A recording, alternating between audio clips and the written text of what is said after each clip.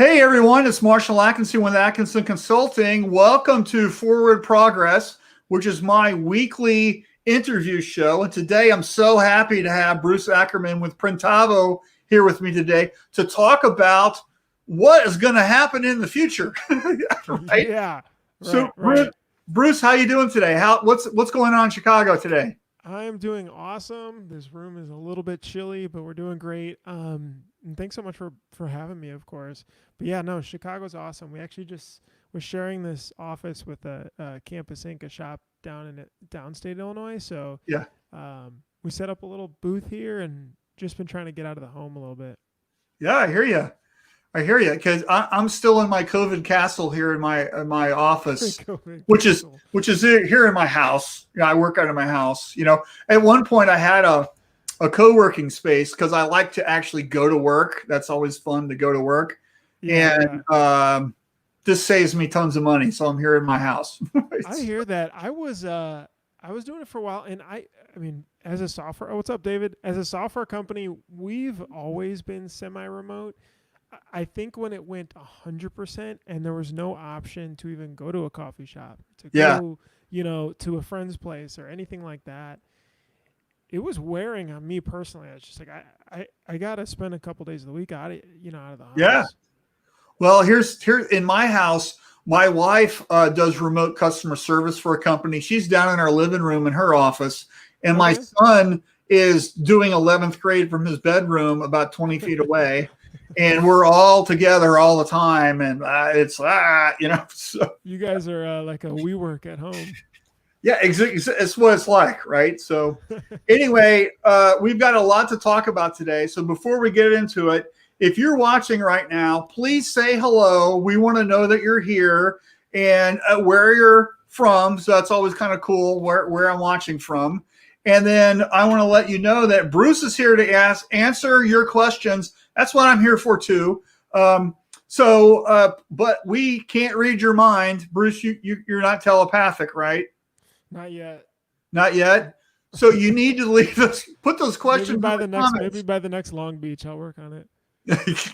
When is Long that Beach going to be? Who knows? 2024. I don't Yeah. know.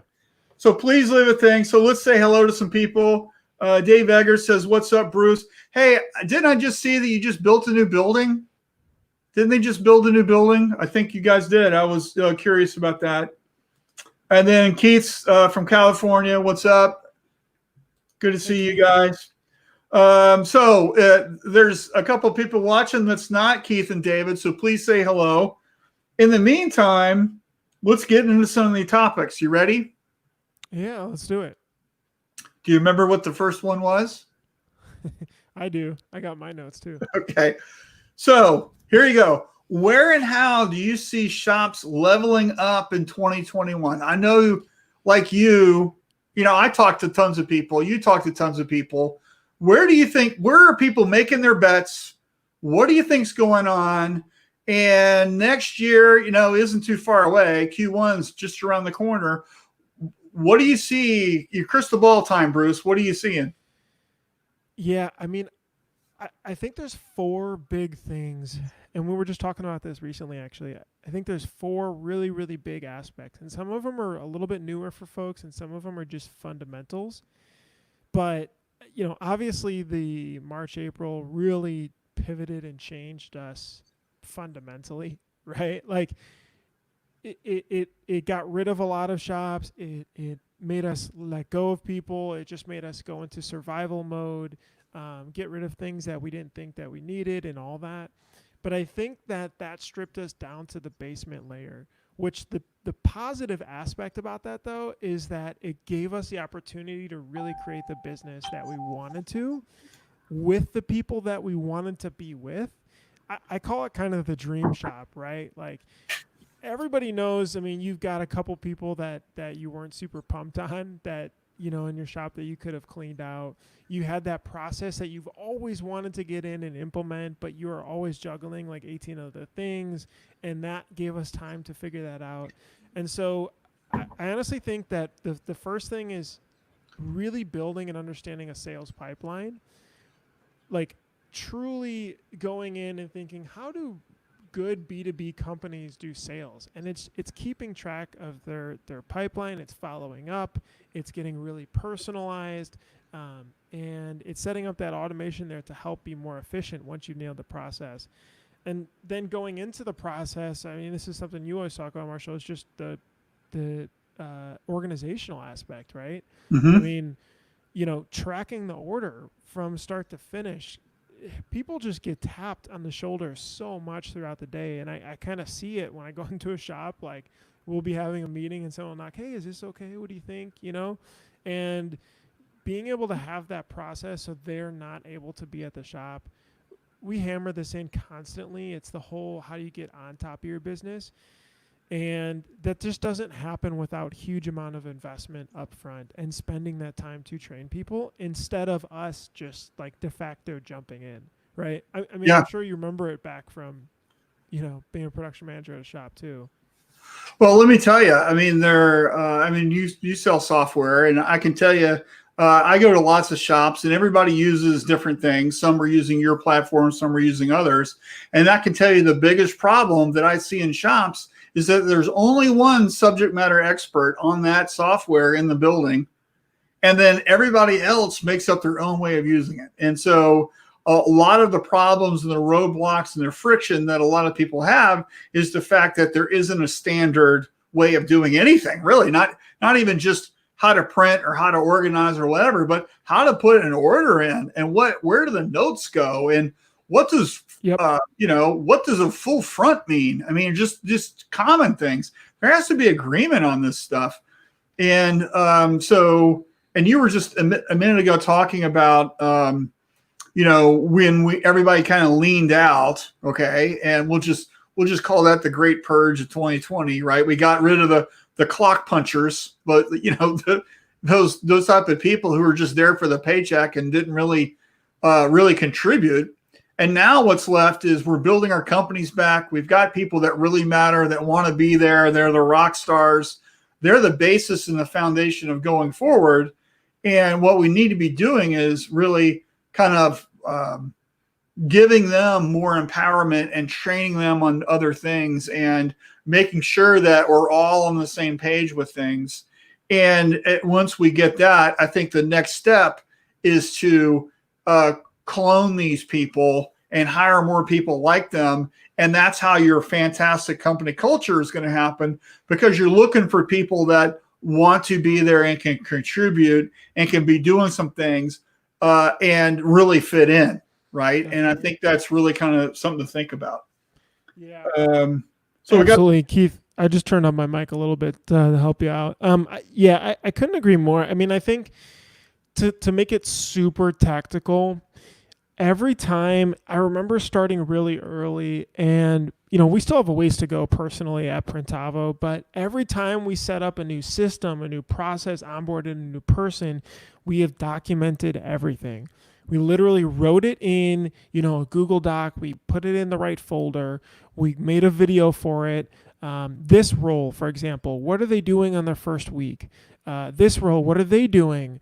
What happens when somebody cancels? What is the workflow, right? And it's all in there, because I just never wanted to be in that space of like being asked stuff that was like, hey, it's right here. And so look it up. So exactly. I know there's an app platform called Trainual that I know some people use. I haven't personally used it. I looked at it. One of my coaching clients was using it, and I was checking out what they were doing. It looked really cool. The problem, awesome. Yeah. Well, the problem with using something like that, I think, is the fact that you're using it forever. Yeah, because once you put everything in, it's not coming back out. Right? Yeah, you are paying for it forever and using it. I mean, the thing is, though, is like something like Trainual, at least, well, hopefully they don't go under, but, I think that's the only real risk. But paying the $100, it feels like a lot at first, but like for a new employee to be able to sit there, and you kind of do your couple hours in the morning when they first get going and make them feel good. But for them to be able to go through and have the same consistent experience every single time somebody starts is worth, I mean, you're talking $100 over 20 work days. It's literally $5 a day. And you're going to have some sort of turnover or whatever. So even if you say you pay $100 a month, would you use it to help you save 3-ish hours of your time, Yeah, right. I think that's a no-brainer to break that down. So, Sure. but we use Google Docs because Trainual wasn't, I don't remember it being around like 5 years ago, but I have wanted to switch to Trainual. It's just been Well, like, to me, it doesn't matter the platform. What matters is that you're consistent in how you're applying whatever the thing is, right? So it's in like everybody maps out day one of an employee, right? Well, what happens on day 37? yeah, Yeah, yeah, exactly. so maybe they kind of know their job. Well, what's the next thing you're going to teach them, right? Yeah, And that's where I think that's where people get stuck. You're right. We have like a 30, 60, 90-day plan. So at 30 days, your goal is to be able to do X. At 60 days, your goal is to be able to accomplish Y, and 90 Z. So that way it helps them feel like they're achieving something, and it helps me know that, okay, they're actually learning and participating, and, right. It could be anything, whatever's related to their role. For example, the sales one is like you close a sale within the first 30 days. The 60 days one is like you're running on your own doing demos. There's nobody with you, right? Things like that. But yeah, we found that to help. I mean, honestly, I think the organizational aspect internally and that process based externally with the customers, that now starts to create these special, what I call wow experiences, where, I mean, I'm sure you've had it too, right? Where you get an email back right away from emailing a larger company and you're like, whoa, or handwritten notes from a company that you do business with, or something like that makes you feel special. All of this contributes to those wow experiences, which I really believe is the like glue between somebody paying you more than market for a product or service, because you have that connection. And those are the ride or dies, right? With if something happens, oh no, it's cool, they got my back, right? And sticks you out of the bunch, especially in a commoditized market. So if we were to encapsulate our discussion here, where and how do you see shops leveling up in 2021? Would you agree that it's about culture and employee training and motivating and who you're allowing to be on your team more than anything? That and process being so key, even when you're starting off as one person, to forever from there. Okay. I can see that. I'm a big process map guy. Right. And it makes life so much easier later too. Like you don't realize it then by like, okay, I got to do payroll. Well, I could just cut a check each time, or maybe I should get set up on Gusto, for example. Pay a little bit more right now, but guess what? In a year, your payroll is so much easier than. Yeah, I'll tell you. Here's my favorite process mapping tool. I got it right here. Do you know what it is? Does it start with a P? It's a Post-it note. Ooh, I was gonna say paper, but I guess that wins. Post-it note. So each step, you write each step, and then you stick them on the wall, and you might have 50 Post-it notes there. And then if a decision, I got to make a decision, is that, right? And then you can just sit back and then, you want to move something or whatever, somebody else reports to somebody else, you just move the Post-it note, and then you work on that, and you get agreement with your team, right? Then you can go to the fancy, what do I use, Draw.io or whatever the thing is. Yeah, those lucid charts. Yeah, do one of those charts. And instead of spending all that time making the squares pretty and what font to use, right? You're just scribbling on a Post-it note and you're doing the mental part, which is really where all your effort should be. And then you can just take a picture with your phone, and then you can build the pretty process map later. And then it really helps kind of map things out. And what's the routing for this department? What are the inputs? What information do you need to make a good decision? I mean, whatever, all that's in there. And that's just a fantastic way of doing it. And you can also, you want to level up your game, use different colored Post-it notes. Okay. For departments or what? Yeah, different departments, different inputs, whatever. I just happen to have pink ones here. I don't know why I got pink ones, but I bought one of those big multi-packs with all the different ones, But but it's like one of these things where I love Post-it notes. I do Post-it note stuff everywhere. There, you should see my office. There's Post-it notes everywhere. But I like them because it's just a scrap of paper. You write, you stick it, and then you got to remember it. And then once you're done, you recycle it, right? And I don't always do it. Just is something that I really need to do something with, right? Yep. We if you guys email me too, we actually created a like foundational workflow diagram that you can download. It's free. Just email me, bruce@printavo.com. I'll share you a link. That's not on But at your least page? gives you. What's that? That's not on Printavo? I just put it in the footer this morning. It's funny you ask because I literally finished making it with the team like 2 days ago. Because we were like, we use this internally for everybody. Let me just make it for free as just like, here's the basics, and you guys customize. Okay, cool. Well, there you go. So here's Bruce's email if you don't have it. He'd love to hear from you. So if somebody emailed you, you'd email them back, right? Yeah, I'm trying to be super quick. I actually we have this part-time assistant now that's helping me out too. So, okay, cool. Yeah, shoot me an email. So, ready for the next topic? Let's do it. All right, here we go. The future, print on demand. I see this. I'm curious on your opinion too. Huh? Yeah, I said I'm curious on your opinion of this too. Well, it's the onslaught of online stores, and that's taking over, right? And so you see there are more people selling online stores than there are actually people who can do the printing. And so not just with, your platform, but Shopify, Amazon, Etsy, whatever, people are getting stores and they're selling stuff, and there needs to be the back end for that. So I just see more and more, especially folks that are in the contract game, going into the being print on demand partners for a company or a promo distributor or one of these big, Shopify conglomerate folks. And I just see this more and more with digital. And so you're going to see a lot of that. And I was just curious about, because you do software for the industry, right? What are your thoughts on this? Are you guys doing something with this, especially with printing the little barcode stickers and all the things you're going to have to do to make this work with barcode scanning and everything, so the images pop up and that whole workflow? I'm just very curious about it. Yeah, there's definitely a lot. We rolled out Printavo merch about a year ago, actually, and there was a huge surge, of course, with all the fundraisers and everything that happened of people using it to set up online stores, and then it really died down, and now it's back at those same crazy levels as just being a sales tool now.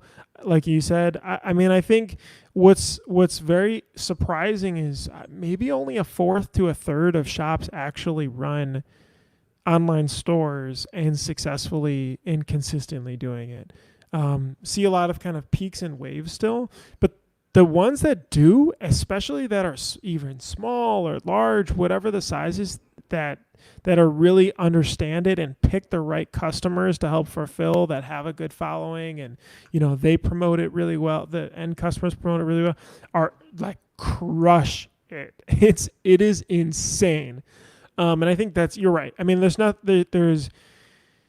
only going to continue to grow as a platform to handle like DTG based print on demand. We're not there yet.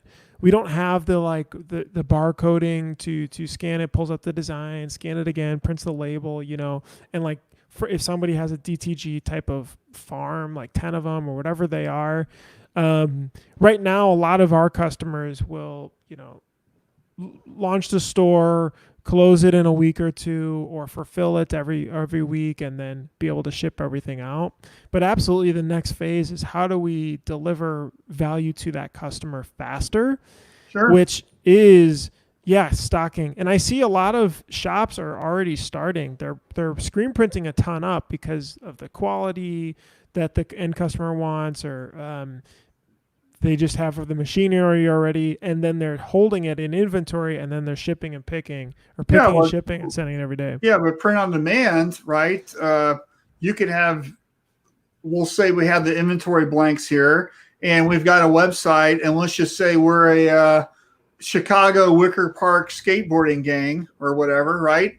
You're going to do a store, and it's a lifestyle thing, and then all you have to do is stock the blank shirts, and there's 30 images, and as people order, you're just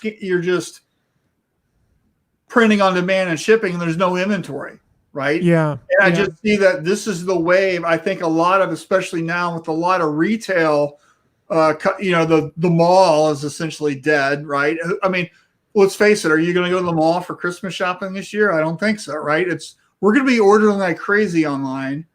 And I think right now, I mean, why would they print all of these, let's just say it's a Spider-Man design. Why print that Spider-Man design in advance in 5,000 of them and have them sit in a warehouse when I can just print that Spider-Man shirt on a medium when it's ordered, right? Sure. Which how the Shopify's and all these other things, that's how they work, right? Your local screen printer can be doing a version of that also, right? Yeah. And so it doesn't have to be this mega platform. It can just be these small little one-off opportunities. So, and you're making full retail in that. So instead of the wholesale shirt you're getting, you can sell that shirt for $25, and it, with the print and everything you're doing, maybe it costs you $5, right? And then the rest of that is all your margin. I think that there's still problems though in a couple areas.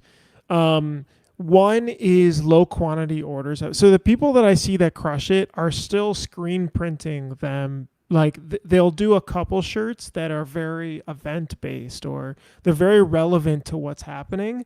They'll use social media marketing, Facebook, Instagram ads very well. They pump it out on the retail side. They pump it out, and then when they get the orders, they're printing and stocking and shipping it out.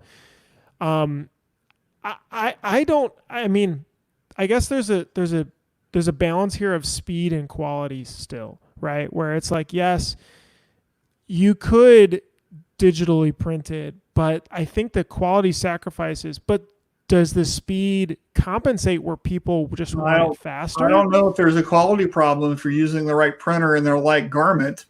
So some shirts aren't really DTG-ish, right? Because DTG prints better on a 30 singles or above tighter weave t-shirt, right? It just prints better, it looks better. And because, it's millions of little droplets, that's how it works, right? And so if you've got the right DTG printer, it looks fantastic. You can't tell that it's screen printed or DTG'd, and so I don't know. I just think it's, if you're using, it just really depends on the inputs, right? So what are you doing? What are the variables for success here? And I'm not going to get into DTG brands and stuff. That's a whole nother discussion. But here's the thing too, is like, who's stocking all that inventory then now? Like, or are you just stocking a bunch of white tees? I mean, because like somebody's storing the inventory. It could be team color. Let's say you're in LA, you got purple shirts just in case the Lakers win or something, right? I mean, it's true. I think you're then now the shop is shifting over to having to store. And I agree, shops have to be a better fulfillment partner now. And we have to learn how to be better fulfillment partner. What does it mean to do this at scale? How are we really organizing it? How are our warehouses being organized and all that? We have a learning curve. But I still think that and I think shops see this and struggle with it, is that I still don't want the stores and things that are trickling in individual orders. I mean, unless I can print like that, digitally print it like that at scale, which I'm sure you've seen the shops that can do it, right? That are the individual ones coming off. That's a great business model for them. The ones over here, that's not a good business model for them, for them doing screen printing. And even having one DTG printer, like doing that at scale, it's just the time it takes just isn't there, I guess, yet. Unless you think that this kind of expands and takes a part of the more screen printed market. Well, I think it just depends, right? And look at your time involved with things. And then let's just say it's a one color on 15 shirts. right? You had to make a screen, you had to set it up, you had to put the ink in it, whatever. By the time all that happened, those 15 shirts could be in shipping already with a DTG press. Sure. And so you didn't have to make the screen. And so there's it's just, it's just whatever you do with it, right? And let's just pretend that the distributors have shirts and you can get them easily, and we don't have shipping issues, right? They're going to figure that out sooner or later. Maybe UPS will hire more people. I don't know, right? So, but it's like we need to be looking ahead and solving these problems. And I think if you just look at what you're doing on your schedule, what's on your production schedule right now, and can we do it a different way? Even doing like normal merch stores for people. We're going to keep the store open for 2 weeks, and then we're going to close it, and then we're going to whatever. What if the store was open and the day after the store opened, you're shipping shirts, and then that's what they're wearing to school, and now that they've got the new cool design, and that drives even more sales because of peer pressure, instead of waiting for 2 weeks for the store to close before you print anything, right? So I think that's just an interesting dynamic. I think it'd be interesting to explore a little more with just how to make it work. Yeah. It is.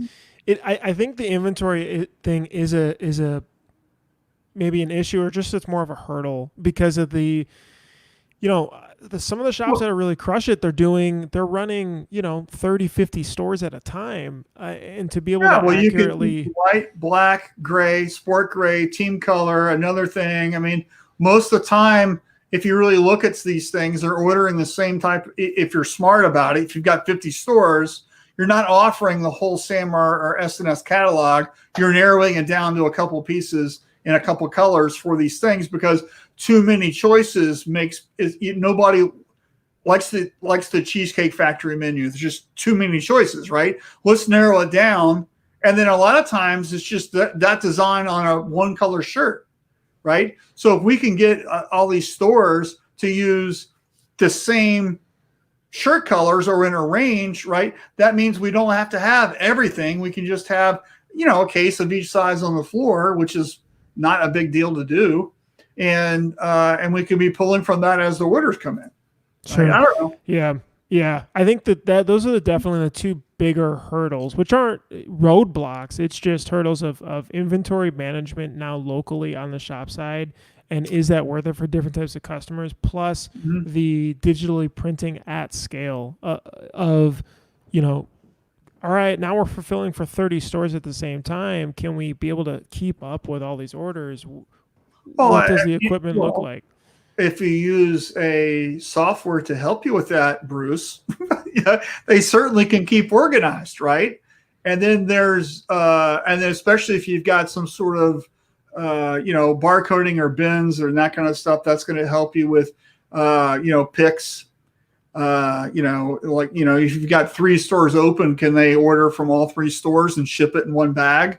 The only way to fulfill that is to do bin location, where, you're printing all 3 shirts and they all end up in bin 34. And then once 3 shirts are in there, you ship them out. Right. Mm-hmm. And, which is a whole nother level of complexity. And what I was actually talking with somebody a couple of days ago, and the conversation really revolved around the fact that the actual decorating the shirt was the easiest part of the whole process. Everything else was the complexity. Couldn't agree more. So we got some comments here. David says, nothing like old school, these newfangled things called computers instead of Post-its. That's funny. Keith says, online stores are growing our business. It is putting us ahead of the local competition and keeping your stores small, way more orders in our experiences. Yeah, Keith, you're spot on. I mean, less complexity, less colors, less colorways. Right. All of that stuff. And yeah, I mean, I talk to shops all the time that's like nobody else does stores in our area, and that's why they keep coming back to us. So, and we're trying to help shops as a business, right, be able to use stores, and it's just frustrating for shops. So it's a big advantage for the guys Right. and gals who are doing it. Right. Okay, so we got like 15 minutes or so left, so let's get to some new stuff. The biggest problem, Bruce, that we face right now in the industry, and what is your solution? Honestly, it kind of goes back to the 2021 thoughts of our biggest problem, I think, as an industry is being better business owners. I really believe in, and I'm speaking for myself too, of like, how do we start thinking about ourselves more as a manufacturing business owner, a little bit less of like a screen printer, right? And how do we take that and create that sales pipeline, that really good repeatable process internally, the really good training and hiring flow, right? To be able to help grow the business. Obviously, some shops are like, hey, I'm cool staying small, and that's awesome. Make your life easier, though, still. That doesn't mean that you can't invest in the right tools and software to make your life easy. It's out there, or learn it, right? I mean, you learn to drive a car. That's really hard. I think everybody could pick up like Zapier and some of these other cool automated tools too. But I really believe that's as I'm fortunate enough to be able to spend a lot of time hanging out with shops, is that's the biggest issue is for us to just think bigger when running the shop, when running our business. Yeah, and something that I've noticed is how, and if you're watching right now, I want you to think about this. How do you introduce yourself? So you go, hey, my name is Marshall. I'm a screen printer, or I'm an embroiderer, or I do DTG or whatever. Or do you say, hey, I'm in business. I'm a branding expert or whatever. So the labels that you label yourself sometimes I think really matter, because I think that really kind of focuses in on what the end result should be, right? So the reason I'm bringing this up is I think a lot of people get hung up into like how they call themselves. So I'm a screen printer. Okay, great. Well, that means I'll never look at DTG, right? Because that's not screen printing, right? So it's like one of these things. If you think of yourself, we help people with their branding. We help people with driving more sales through branded merchandise. That opens up a lot of room for apparel or water bottles or magnets or banners or vehicle wraps or all kinds of things, right? So you're not just doing I'm stuck doing a t-shirt because I put screen printing on my sign, right? And so it's really kind of just how you label yourself, I think, really matters these days. And what I see is more people moving into more open, nondescript types of business names and what they're doing. And maybe they even change their name a little bit, right?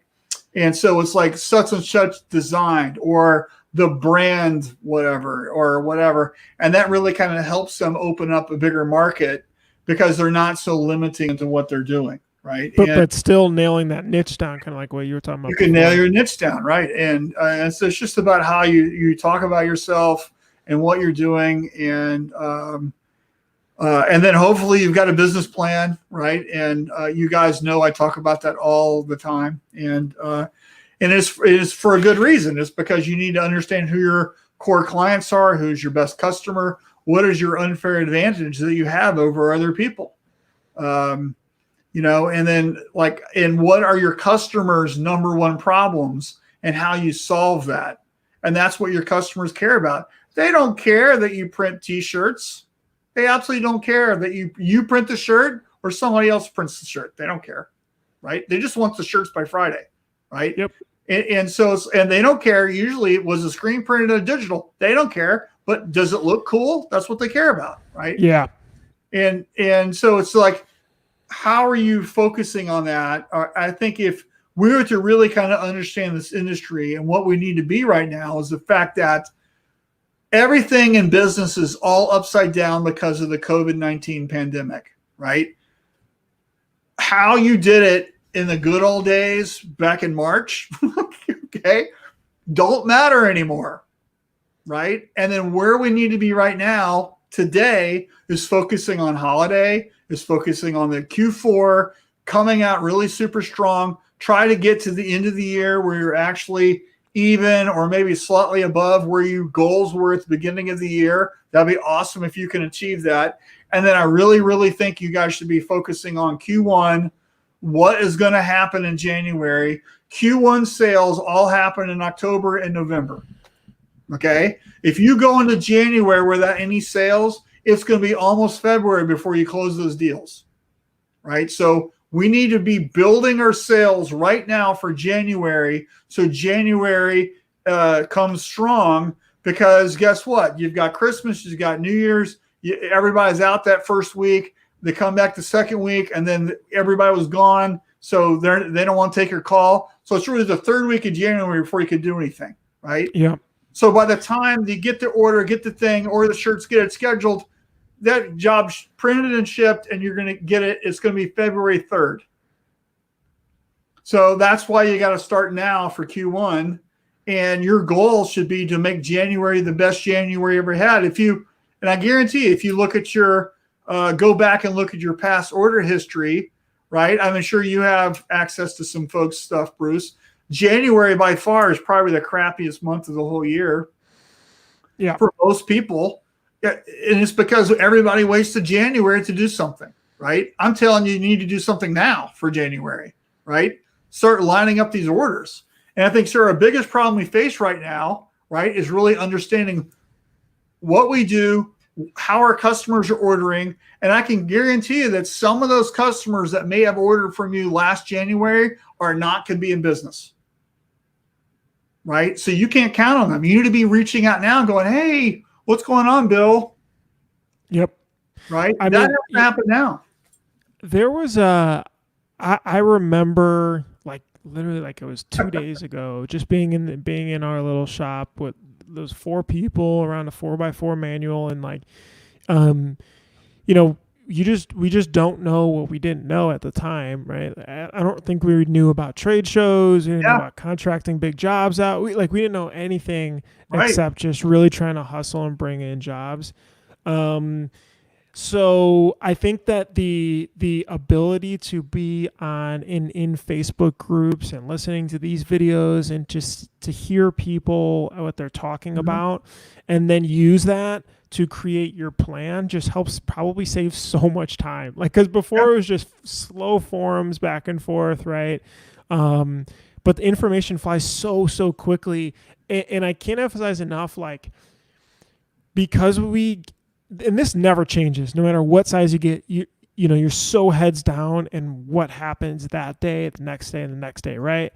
But for what I have to do too is in a couple of weeks, just start planning out what are our goals and where do we want to be for 2021 laid out. So if it's for you and it's hey, I need to bring on an assistant, or I need to bring on a production manager, what is the sales goal to get to be able to hire that?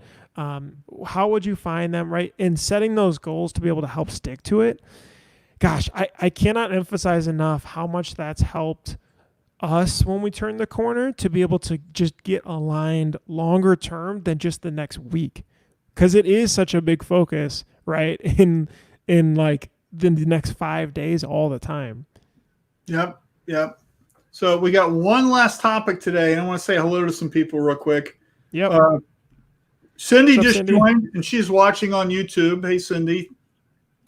And then Keith says, this banner hangs in my shop. The right tool for the job makes life easier. My dad quoted this to me a long time ago, probably the truest statement ever. That's exactly right. Braden says, Zone Design, elbow cough. There you go.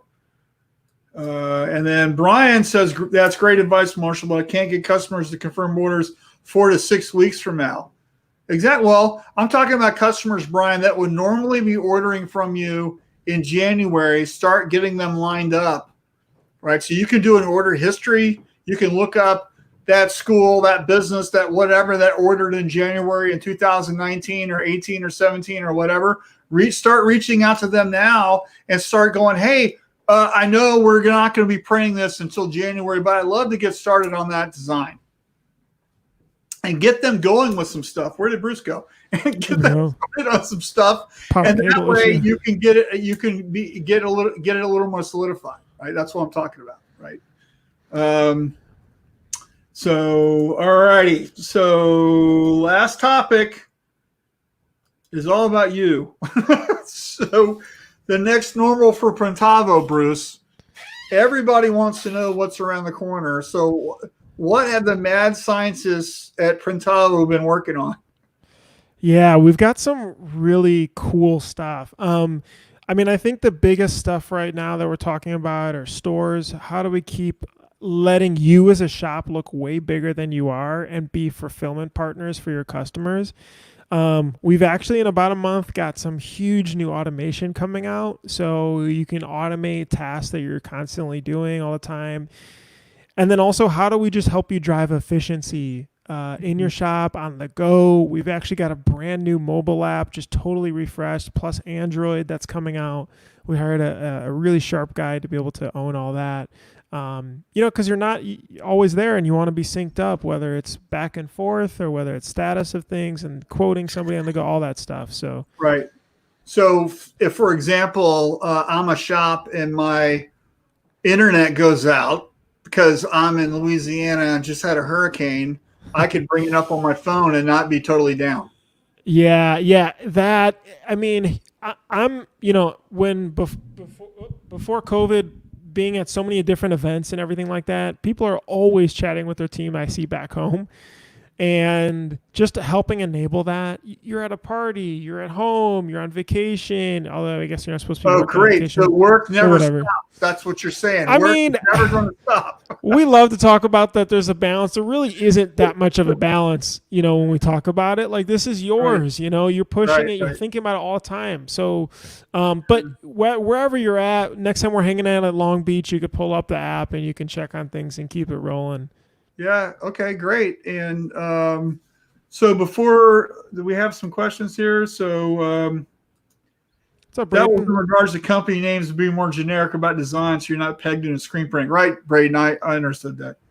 And then Eric says, having that information to pull from is invaluable for sure. Hey, thanks for watching, Eric. What's up, Eric? Good to see you. So, while Eric's here, let's do this. I've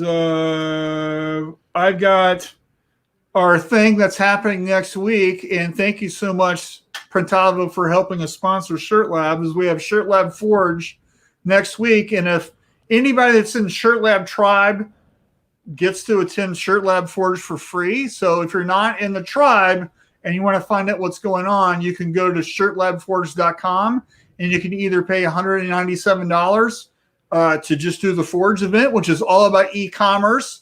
And Eric did a fantastic presentation, by the way. And I've never seen him talk so fast in his entire life, was to cram all his knowledge into one thing.